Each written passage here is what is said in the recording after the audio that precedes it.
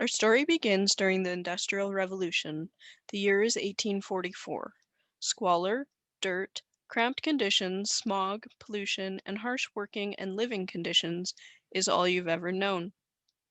You're now an old man at age 27, and you have been working for 23 years. Your younger brother and older sister had died of cholera in 1832. You have a perpetual cough that sometimes comes out bloody. You will find out that this is because you have tuberculosis. Your two young children, aged 4 and 6, work in the factory alongside you. Your wife died during childbirth with your fourth child. Your only option for purchasing food for your family is at the company-owned store. Goods are paid for by weight. The company cuts your sugar with sand and your flour with sawdust. You have no recourse on this and simply must continue to pay what you can for what little food you can get to feed your hungry family. Then came along a group of 28 artisans who refused to put up with these squalid conditions. They formed the Rochdale Equitable Pioneers Society. These men would become legends for the cooperative movement and are still looked to today as the forefathers of the modern Western cooperative movement. The pioneers decided it was time shoppers were treated with honesty, openness, and respect. By pooling their scarce resources and working together, they decided they could offer four basic goods at a lower and better price. They had flour, oats, sugar, and butter, completely unadulterated goods.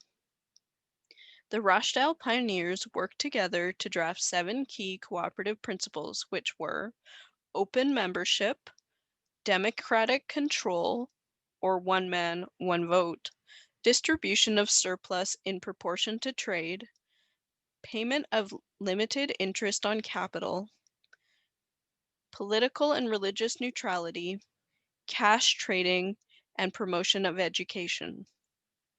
The principles drafted by the Rochdale pioneers became the basis for the cooperative principles, which still exist today.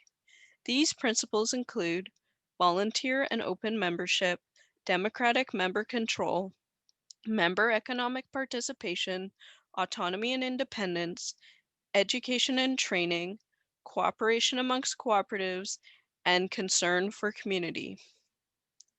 The first Canadian cooperatives brought farmers together, allowing them to create economies of scale for their marketing efforts and purchasing of goods.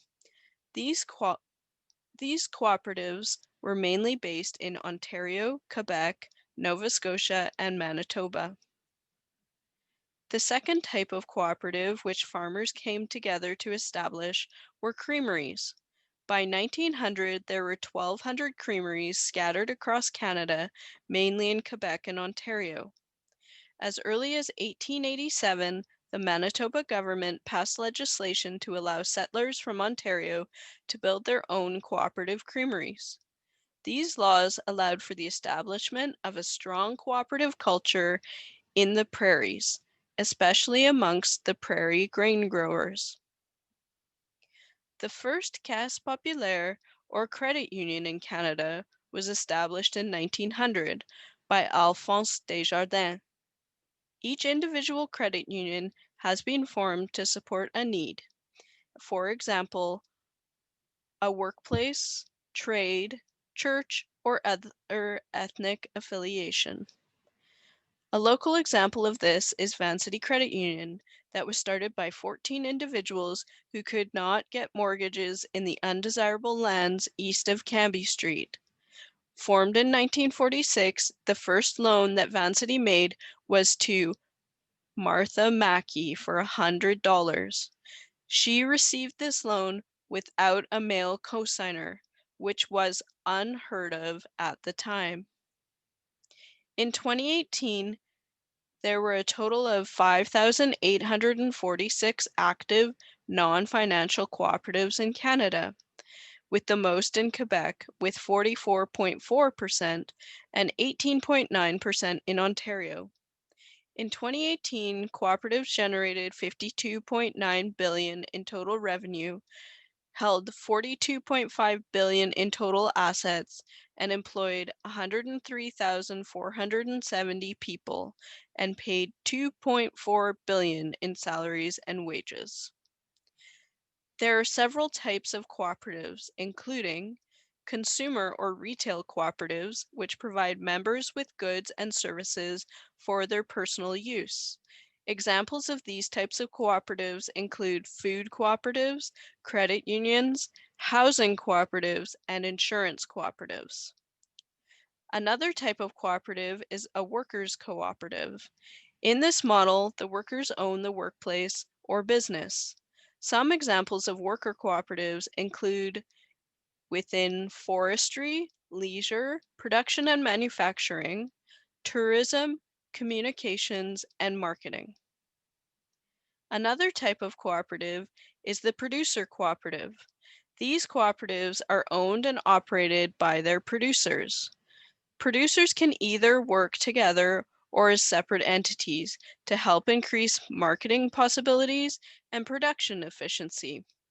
They are organized to process, market, and distribute products.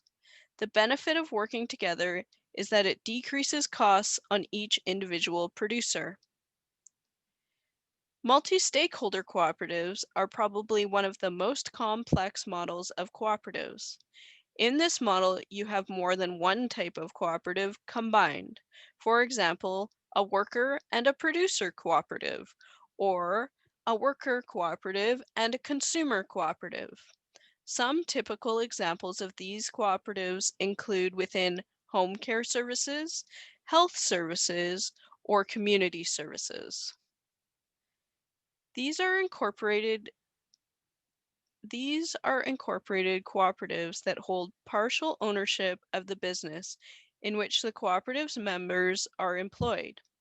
Because of its share capital, the cooperative may participate in the management of the business, and the workers may influence work organization. For example, a production and manufacturing technology. As of 2018, half of non-financial cooperatives were housing cooperatives with smaller shares in wholesale and retail trade and healthcare. Today, there are 236 credit unions in Canada with 270.2 billion in assets. This does not include the Caisse Populaires in Quebec. The top credit unions outside of Quebec are Vancity Credit Union, Meridian Credit Union, and Coast Capital Credit Union.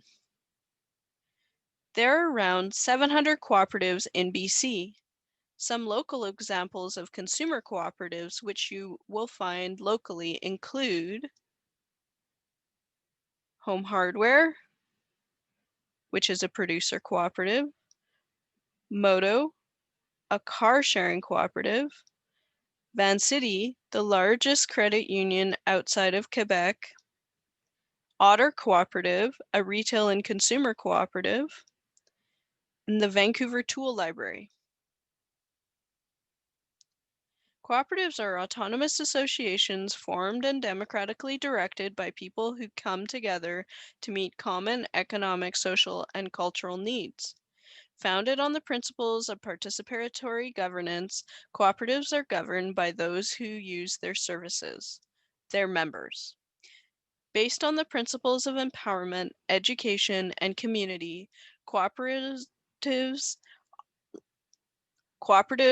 operate laterally, promoting participation both within their own organization and through a focus on community interaction and support.